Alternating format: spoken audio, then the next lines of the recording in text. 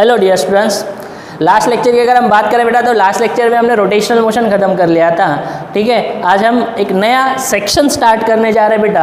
आज से हम hit section पढ़ने जा रहे हैं। अगर हम बात करेंगे बेटा, ये जो सेक्शन है, ठीक है, जिसका नाम मैं यहाँ पे लिख रहा हूँ बेटा, ये सेक्शन ये आपके लिए इम्पॉर्टेंट है। ठीक है, क्यों इम्पॉर्टेंट है इसकी बात भी मैं ज़रूर करूँगा। ठीक है, यानी अगर हम बात करें तो हम क्या मेनली देखते हो, मैकेनिक्स, ठीक है, प्रॉपर्टीज ऑफ मैटर, और होता है बेटा ऑसिलेशन एंड वेव्स और हीट। ये मेनली हमारे सेक्शंस है।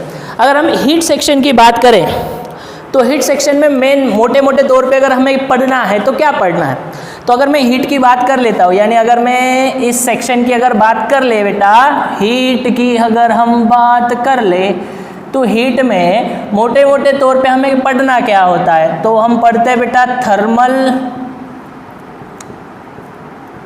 Properties of matter. ठीक है, थर्मल प्रॉपर्टीज ऑफ मैटर। उसके बाद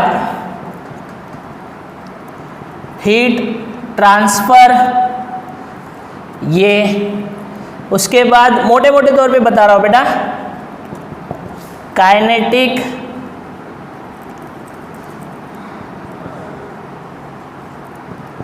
theory of gases end thermodynamics, ये पढ़ाया जाता है बेटा मोटे मोटे तौर पे। कुल मिला के ऐसे मान लो यार कि ये जो सेक्शन है बेटा, ये आपको 4 से 5 सवाल दे देगा कंफर्म। ठीक है, अगर हम बात करेंगे ना तो ये कम से कम 3-4 सवाल इसके ऊपर 110% होते ही होते हैं। ठीक है, अगर मैं ऐसे बात करूँ ना, इसमें सबसे ज़्यादा थर्मल प्रॉपर्टीज ऑफ मैटर यानी हीट ट्रांसफर, इनके ऊपर 2 या 2 सवाल आराम से बन सकते हैं।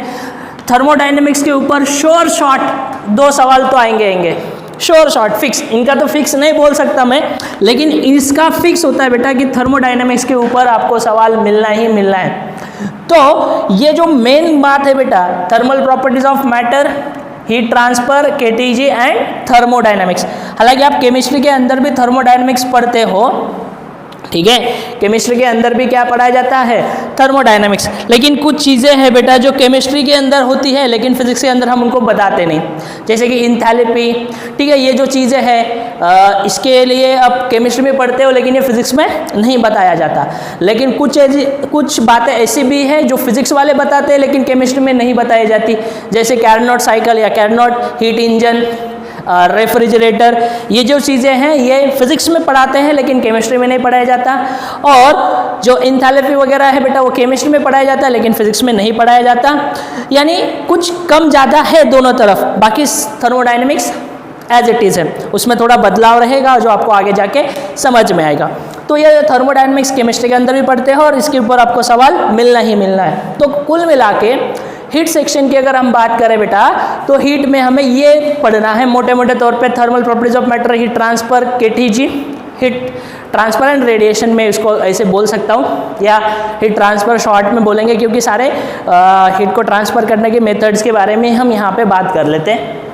So thermal properties of matter, heat transfer, KTG यानी kinetic theory of gases and the last one is thermodynamics. ये पूरा है बेटा हीट सेक्शन। और मैंने कितना बोला बेटा, कम से कम 4 सवाल यहाँ से आने ही आने। ठीक है, 4 सवाल आपको यहाँ से 110% मिलने ही मिलने बेटा हीट सेक्शन। और अगर आप इसको समझते हो बढ़िया से, इसके लिए प्रैक्टिस करते हो, कंसेप्ट बढ़िया कर लेते हो, तो श्योर शॉट आपसे ये सवाल बनने ही बनने हैं और आसान लगेगा आपको। क्योंकि इसकी जो एनालॉजी है बेटा वो कुछ करंट से भी मिलती जुलती हम रखेंगे जब हम ये सारी बातें डिस्कस करेंगे हीट ट्रांसफर में। तो जैसे आप वहाँ पे रेजिस्टेंस इन सीरीज या पैरेलल देखते हो, यहाँ पे भी सीरीज और पैरेलल कॉम्बिनेशन आपको दिखने को मिलेगा। ठीक है, यानी कुछ मिलता जुलता रहने वाला है। एनालॉजी हम दोनों की देखेंगे कि किस तरह से हमें ये सॉल्व करने होते हैं क्वेश्चंस वगैरह, ये सारी बातें हम डिस्कस करेंगे। तो मेनली हम हीट सेक्शन स्टार्ट करने जा रहे हैं। और हीट सेक्शन में जो एज पर एनसीईआरटी चैप्टर का नाम है वो नाम है बेटा थर्मल प्रॉपर्टीज ऑफ मैटर, जिसे अब हम आज डिस्कस करेंगे। ठीक है। तो हीट सेक्शन के अंदर सबसे पहला जो चैप्टर है जिसे हम डिस्कस करने जा रहे हैं बेटा, उसका नाम है क्या? थर्मल प्रॉपर्टीज ऑफ, बोलो, मैटर। ठीक है, तो स्टार्ट करते हैं बेटा।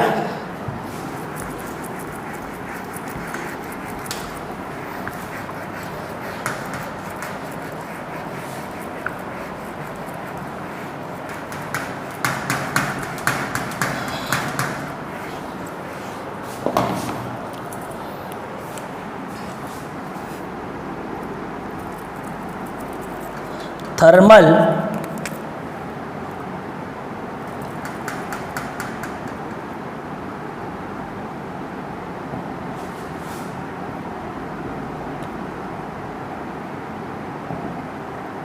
Properties of matter. ठीक है, तो स्टार्ट करने जा रहे हैं बेटा, थर्मल प्रॉपर्टीज ऑफ मैटर। ये सेक्शन, सॉरी, हीट सेक्शन के अंदर ये सबसे पहला चैप्टर हम डिस्कस करेंगे, थर्मल प्रॉपर्टीज ऑफ मैटर। अब ये जो थर्मल प्रॉपर्टीज ऑफ मैटर है, इस थर्मल प्रॉपर्टीज ऑफ मैटर के अंदर हमें सबसे पहले पढ़ना क्या है, इसको ज़रा समझने की कोशिश करते हैं। यानी ये जो थर्मल प्रॉपर्टीज ऑफ मैटर है, इसकी शुरुआत कहाँ से करनी है, यानी यहाँ पे सबसे पहले पढ़ना क्या है? तो कुछ नहीं यार, थर्मल प्रॉपर्टीज ऑफ मैटर के अंदर सबसे बेसिक जो पॉइंट हमें डिस्कस करना है वो देखना है बेटा, heat end temperature. Heat end temperature, सबसे पहले इनको क्लियर कर लेते हैं।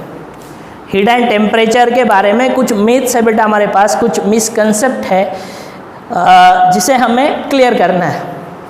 सो हीट एंड टेम्परेचर की अगर हम बात करें तो सबसे पहले जानते हैं यार हीट क्या होती है। हीट क्या होती है? Heat is a form of energy. क्या है बेटा? Form of energy.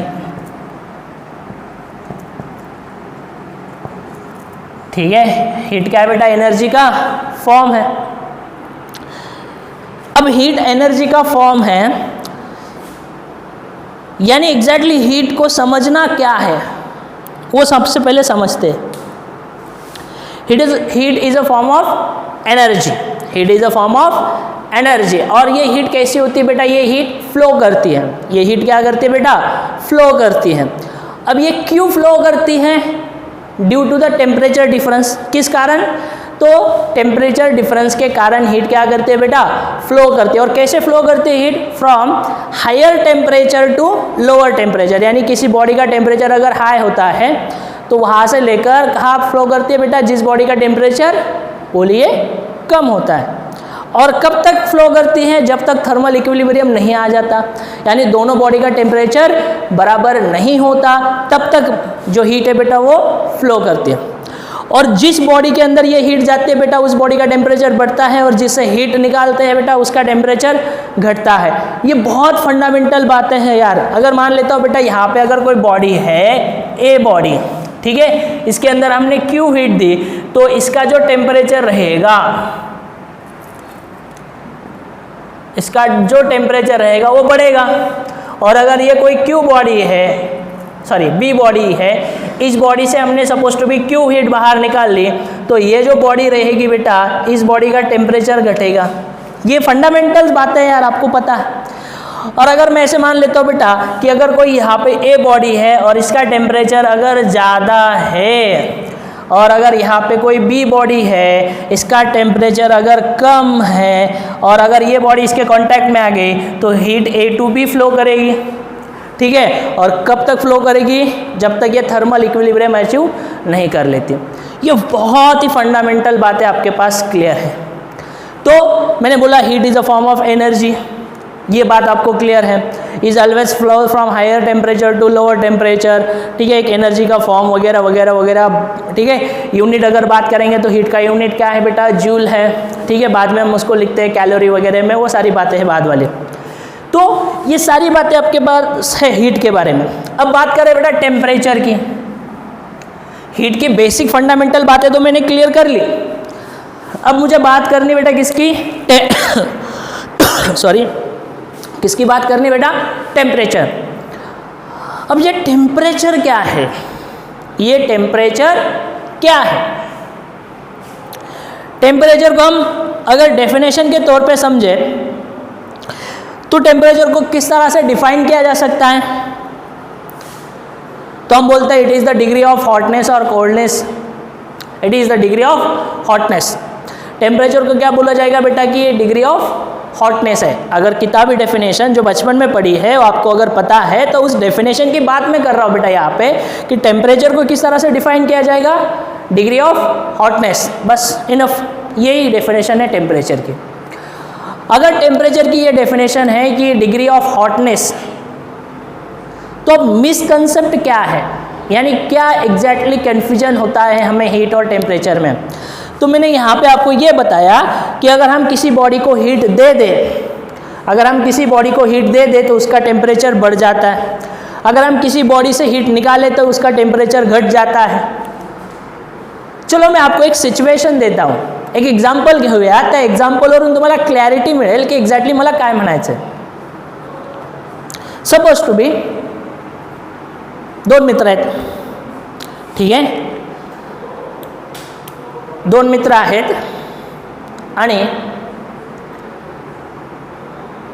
अगदी उन्हाळ्याचे दिवस होते, म्हणजे आपण जसं म्हणतो की मे वगैरे की ज्या काळामध्ये ऊन फार तापतं असे ते दिवस होते।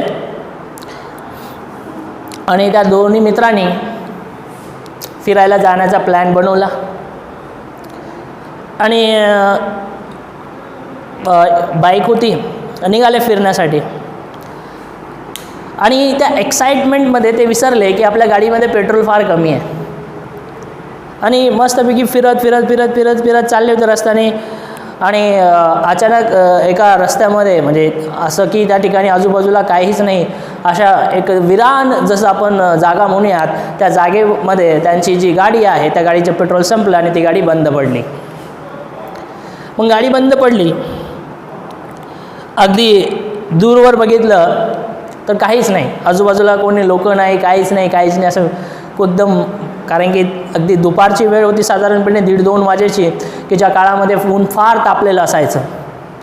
मग त्यांनी विचार केला की यार जिथे तर थांबण्यासाठी पण जागा वगैरे नाही आहे, काही झाड वगैरे पण दिसत नाही आहे, आणि जर गाडी ढकलतच न्यायची म्हटली तर कुठपर्यंत न्यावं, हे परेशान झाले। मग त्यांनी काय विचार केला की आपण गाडी इथे लॉक करून ठेवूयात।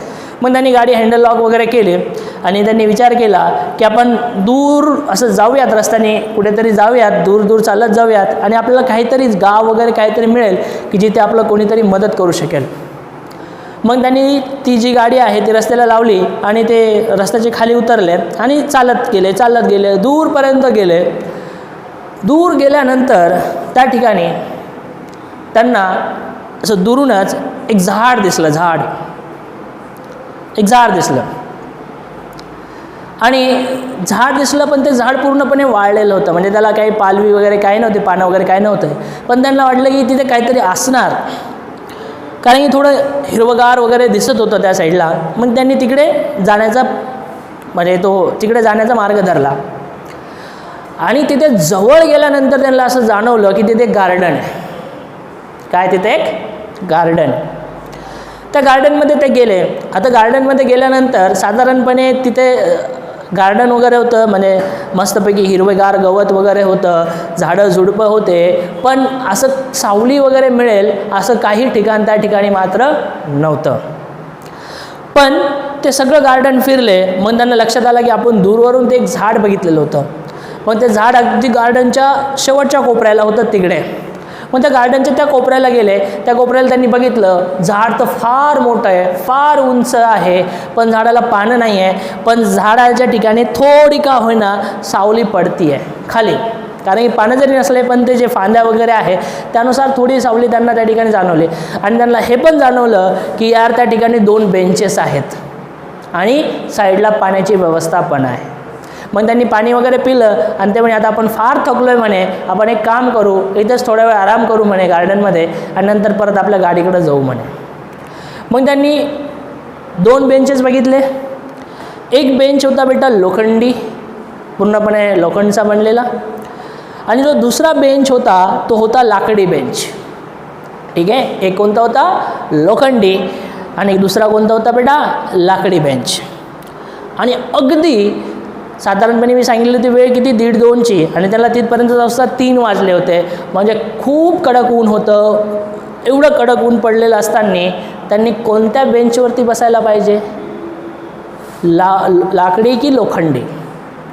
ऑब्वियसली आपल्याला विचार पडला असेल आणि आपण उत्तर पण लगेच दिलं असणार तिथे की त्यांनी कोणत्या बेंचवर बसणं प्रेफर करायला पाहिजे, लाकडी बेंचवरती. पण ते गप्पाच्या ओघामध्ये चुकून हुकून कशावरती बसले, लोखंडी बेंचवरती बसले. आणि लोखंडी बेंचवरती बसल्या बसल्या जो का काही त्यांना चटका लागला, पटकन उठले. आता मला एक सांगा, आणि ते जर समजा त्या बेंचवरून उठून लाकडी बेंचवरती बसले तर त्यांना एवढा जोरात चटका लागेल का? नाही. मग लोखंडी बेंचवरती खूप जोराचा चटका लागला, बरोबर आहे की नाही? म्हणजे दोन्ही जे बेंचेस होते लाकडी आणि लोखंडी, त्यापैकी कोणत्या बेंचचं टेम्परेचर हे जास्त होतं? सांगा बघू, की जे दोन्ही बेंचेस आहेत लाकडी आणि लोखंडी बेंच, यापैकी कोणत्या बेंचचं टेम्परेचर हे जास्त होतं, लाकडी बेंच की लोखंडी बेंच? तर कोणत्या बेंचवरती बसल्यानंतर त्यांना जोरदार चटका लागला? सांगा, लोखंडी बेंचवरती. म्हणजे याचा अर्थ लाकडी बेंचपेक्षा लोखंडी बेंच जो आहे त्याचं टेम्परेचर कसं होतं, जास्त. कसं होतं, जास्त. बरोबर आहे की नाही? हेच कंक्लुजन काढू शकतो ना आपण? बोला, हेच कंक्लुजन काढलं जाऊ शकतं ना, की जी 2 बेंचेस आपल्याकडे आहे लोखंडी आणि लाकडी, त्यापैकी जो लोखंडी बेंच आहे त्याचं टेम्परेचर जास्त असेल ॲज कम्पेअर टू, बोला कोणाच्या कंपॅरिझनमध्ये, लाकडी बेंचच्या. हे सगळ्यांना कळतं? शुअर? आता बघा, हाच मोठा मिसकन्सेप्शन आहे आपल्याकडे. म्हणजे आपण विचार काय करतो की चटका लागला की तो जास्त गरम आहे, आणि चटका नाही लागला आपल्याला तर कमी गरम आहे. आपण जे म्हणतो ना की आपल्याला काय होतं, एखाद्या वस्तूला आपण हात लावल्यानंतर आपल्याला सेन्सेशन म्हणजे आपल्याला जाणीव होते. ठीक आहे, सेन्सेशन होतात की ती वस्तू गरम आहे, थंडी आहे. आता काही लोकांकडे म्हणजे हे जे आपल्याला जे काही जाणीव होते आपल्याला, ठीक आहे, जे काही सेन्सेशन होतात ते काही लोकांना फार कमी असतात. जसे की 2 मित्र चहा प्यायला गेलेत आणि त्यांनी चहाचा कप घेतले हातामध्ये, आणि एकाने असा कप हातात घेतल्याबरोबर ठेवला, अरे बाप खूप गरम आहे म्हणे. आणि दुसऱ्याने काय केलं, असं 2 मिनटं धरल्यानंतर म्हणतो, यार चहा थोडी मतलब जास्तच गरम आहे यार. म्हणजे एकाने काय केलं, हात लावल्याबरोबर त्याला जाणीव झाली की अरे खूप गरम आहे, आणि दुसऱ्याने थोड्या वेळ हात त्या ठिकाणी त्या वस्तूवरती ठेवला आहे आणि नंतर त्याला जाणीव होते की अरे गरम आहे. म्हणजे त्याला खूप लेट काय झालं, त्या ठिकाणी त्याला जाणीव झाली की ही वस्तू गरम आहे. पण काहीचं सेन्सेशन खूप स्ट्रॉंग असतात, हात लावल्याबरोबर त्याला चटका लागला, त्याने लगेच ठेवून दिला. म्हणजे हे रिलायबल नाही आहे.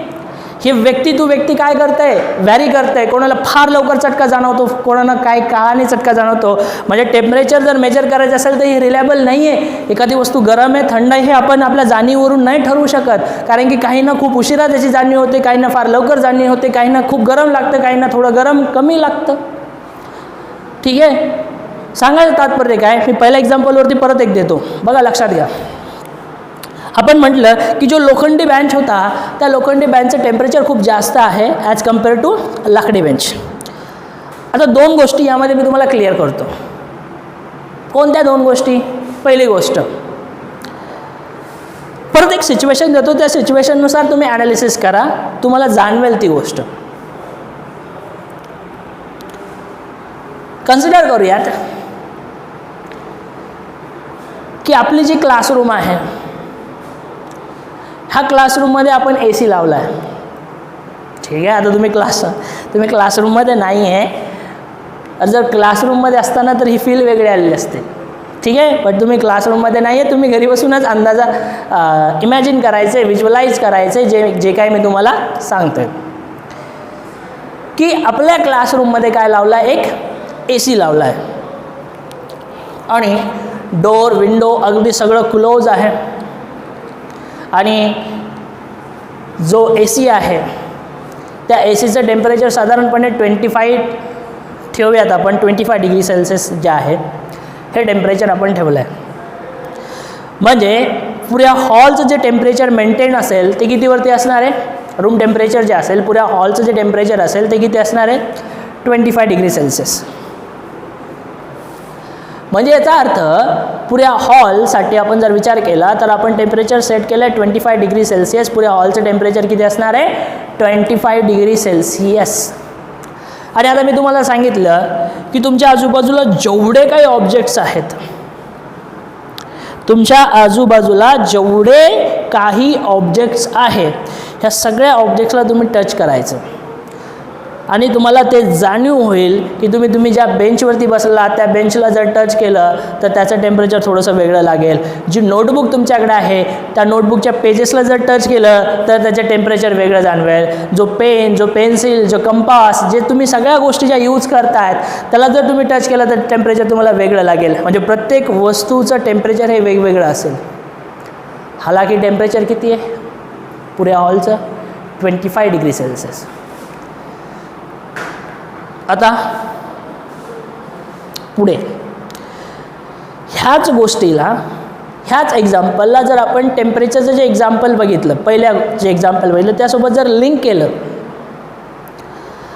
तर दोन्ही बेंचला हा जो क्यूचं प्रमाण होतं, म्हणजे ही जी हीट प्रोव्हाइड केली जात होती ही हीट वेगवेगळी होती का सेम होती? मी पहिले इनिशियलला काय सांगितलं, क्यू हीट दिल्यावर टेम्परेचर वाढेल, क्यू हीट काढल्यानंतर टेम्परेचर कमी होईल. मग दोन्ही बेंच जिथे ठेवलेले होते त्यांना जी हीट प्रोव्हाइड केली जात होती ती सेम होती की अलग अलग होती? सेम. कारण की सूरज दादा तो एक ही आहे ना यार, सन तर एकच आहे, सूर्य तर एकच आहे, जो की दोघांना सुद्धा किती सेम हीट प्रोव्हाइड करत होता, क्यू. अरे यार, दोघांना किती हीट प्रोव्हाइड करत होता, सेम क्यू हीट प्रोव्हाइड केली जात होते. ती थोडी अलग होते. ही क्यू व्हॅल्यू जी आहे, ही हीट जी प्रोव्हाइड केली जात होती दोन्ही बेंचेसला, जो लाकडी असेल किंवा लोखंडी असेल, दोन्ही जे बेंचेस होते त्यांना जी क्यू हीट प्रोव्हाइड केली जात होती ती तर सेम अमाऊंटमध्ये होते ना. मग एकाचं टेम्परेचर जास्त कसं म्हणू शकतो आणि एकाचं टेम्परेचर कमी कसं काय म्हणू शकतो आपण? क्लिअर होतं का? एकाचं टेम्परेचर जास्त आणि दुसरं टेम्परेचर कमी कसं काय म्हणू शकतो आपण? बोला, असं कसं काय म्हटलं जातं? ॲक्च्युअली लेट मी कम्प्लीट, म्हणजे समजून घ्या पहिले काय आहे की ए आणि बी हे जे दोन बॉडीज आहे किंवा आपण लोखंडी आणि लाकडी जो बेंचेसची गोष्ट करतोय, ह्या दोघांचं टेम्परेचर सेम आहे. ह्या दोघांचं टेम्परेचर अलग अलग नाही. मी परत एकदा सांगतो, हा मिसकन्सेप्ट आपल्या डोक्यामध्ये. ह्या दोघांचं टेम्परेचर काय आहे? सेम आहे.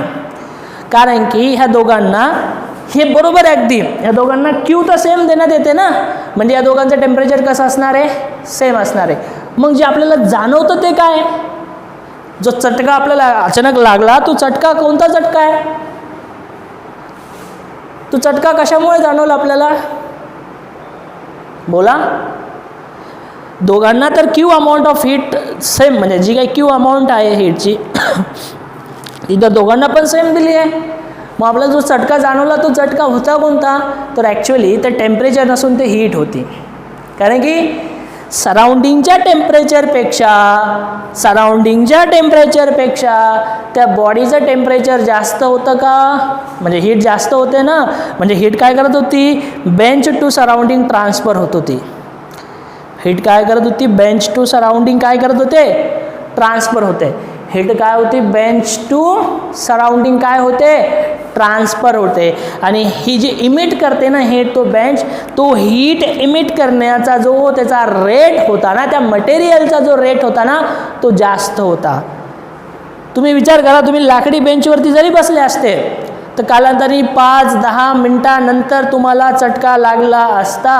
कारण की ते जे मटेरियल आहे त्या मटेरियलची हीट इमिट करण्याचा जो रेट आहे ना तो कमी आहे. आणि जे लोखंडी बेंच होता ते जे मटेरियल आहे त्याची हीट इमिट करण्याचा जो रेट आहे ना बाळांनो तो जास्त आहे. गोष्ट क्लिअर करा. हीट जी आहे ती ट्रान्सफर होते ना, तर लोखंडी bench to surrounding heat transfer होत होते आणि हा इमिट करण्याचा, हीट बाहेर फेकण्याचा जो रेट आहे ना तो जास्त आहे कोणाचा, लोखंडी बँचचा. कोणाच्या कंपॅरिझनमध्ये, लाकडी बँचच्या कंपॅरिझनमध्ये. म्हणून आपल्या लोखंडी बँचवरती पटकन बसल्या बसल्या किंवा हात लावल्याबरोबर काय जाणवतं, चटका जाणवतो. ठीक आहे, क्लिअर होतंय. तुम्ही प्रत्येक व्यक्तीसुद्धा हीट काय करत असतो, इमिट करत असतो. एखाद्या रूममध्ये साधारणपणे 5-6 व्यक्ती एकत्र येऊ द्यात आणि आपण एसीचं टेम्परेचर कमी केलं, एसीचं टेम्परेचर कमी ठेवलं तरीसुद्धा गरमी जाते, म्हणजे जाणवते, तरीसुद्धा काय होतं, गरमी जाणवते. कारण की प्रत्येक व्यक्ती आपली हीट काय करत असतो, इमिट करत असतो. आणि टेम्परेचर कमी असेल त्यामुळे प्रत्येक व्यक्ती ज्यावेळेस हीट जी आहे ती इमिट करतो आणि आपल्याला त्या रूमचं टेम्परेचर हे एसीच्या टेम्परेचरपेक्षा जास्त वाटलं आणि आपल्याला काय होतं, गरमी जाणवते. प्रत्येक आपणसुद्धा हीट इमिट करतो. समजतंय का, आपण सुद्धा काय करत असतो, कंटिन्युअसली हीट इमिट करत असतो. हे खूप जनरलाइज होतं. ठीक आहे, अगदी बेसिक आहे पण आपल्याला हे क्लिअर नसतं. ठीक आहे, अगदी बेसिक आहे पण याची आपल्याला काय नसते बाळांनो, क्लॅरिटी नसते. ठीक आहे, तो ॲक्च्युली काय आहे, हीट जी आहे it is a form of energy and he energy कशी आहे, ट्रान्सफरेबल आहे यार. ठीक आहे, आणि टेम्परेचर जे आहे ते डिग्री ऑफ हॉटनेस, कोल्डनेस, हे डेफिनेशन ऑल राईट, क्लिअर आहे. पण याला मी दुसऱ्या अँगलने जर सांगायला गेलो तर टेम्परेचर म्हणजेच काय असतं, so temperature is nothing but the average kinetic energy of the molecules. जे काय मॉलिक्युल्स आहेत त्या मॉलिक्युलची ॲव्हरेज कायनेटिक एनर्जी जर आपण विचार केला ना ती असते बाळांनो टेम्परेचर. कारण की ज्यावेळेस आपण KTG बघतो त्यावेळेस जे अजम्पशन आपण स्टडी करतो त्या अजम्पशनुसार एक अजम्पशन असं असेल की the absolute temperature is directly proportional to average kinetic energy of the molecules. That means temperature is nothing but the average kinetic energy of the molecules. Let me complete एक example से समझाने की कोशिश करता है यार, बहुत सिंपल एग्जाम्पल. मुझे एक बात बताइए, अगर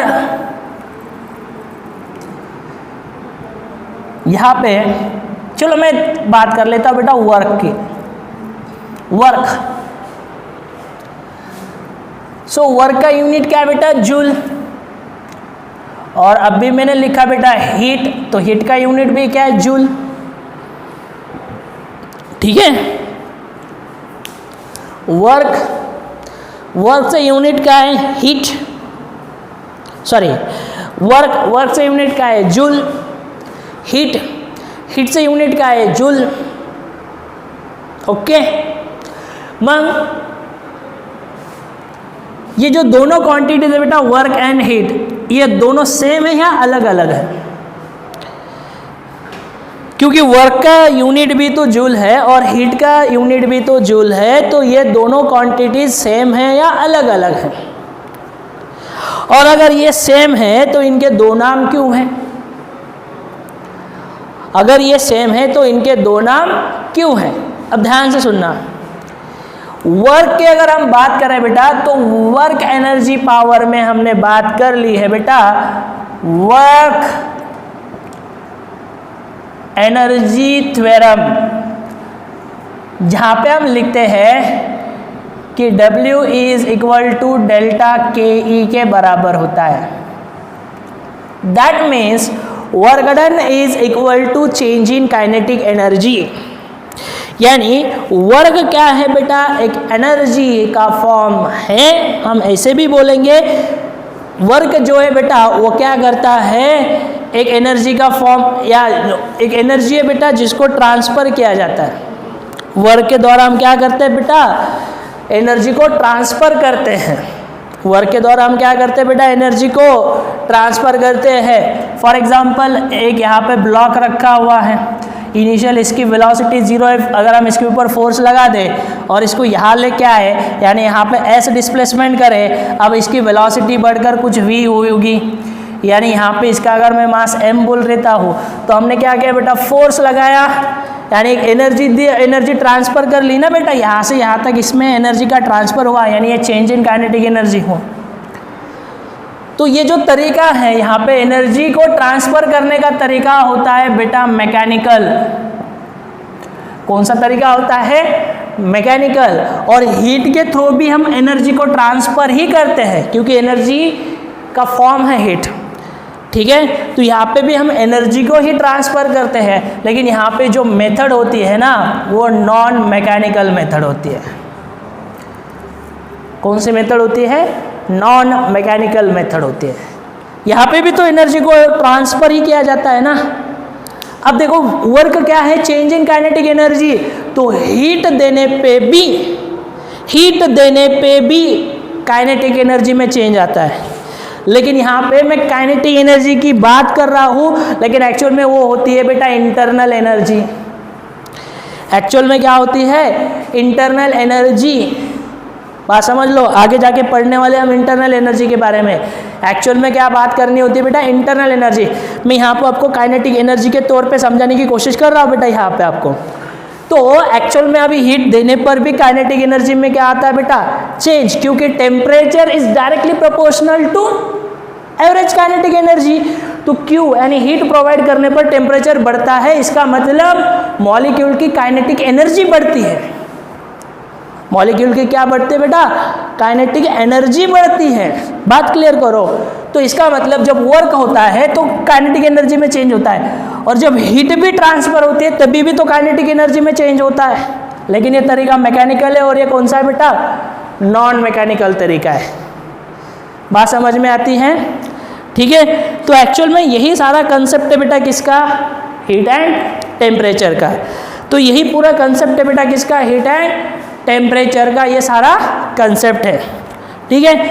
तो आज के लेक्चर में हम बहुत ही फंडामेंटल बातें क्लियर कर ली है बेटा। आज बहुत ही फंडामेंटल बातें हमने डिस्कस की है हीट एंड टेम्परेचर के बारे में, ठीक है।